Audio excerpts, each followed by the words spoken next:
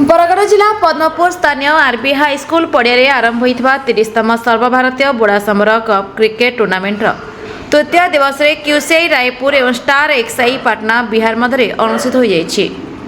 रायपुर दल टॉस जिणी प्रथम बैटिंग कर 27 ओवर समस्त विकेट हर 146 रन संग्रह करथिला।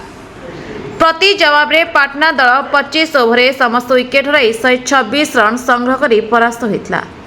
फल रायपुर दल सेमी प्रवेश करिछि।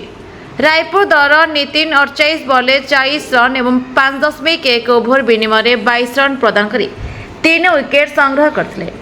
सेहिपरि पाटना दल आयुष कुमार 25 बॉल 28 रन संग्रह करथिले। पुरस्कार वितरणी समारोह में बुढ़ासमर ट्रक मालिक संघ संपादक हेमंत पट्टनायक मुख्य अतिथि, सम्मानित अतिथि भावे बबुल सिंह, कार्यकारी सदस्य क्लबर वरिष्ठ सदस्य चिन्मय पाणिग्राही, सह संपादक सरजू पट्टनायक, उपसभापति अब्दुल रहमान खान जोगदे रायपुर दल नितिन को man of the match trophy सहित नगद राशि प्रदान करथिले। आज मैच को चूड़ामणि पाढ़ी और पृथ्वीराज मिश्र परिचालन करते रिंकू बरिहा, अमरेश बेहरा, स्कोरर रोहिणी पांडे एवं विकास कुंभार उद्घोषक दायित्व वहन करथिले।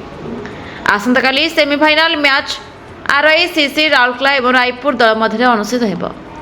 बरगढ़ प्रसन्न महानंद का report, the Republic Odisha 24 news.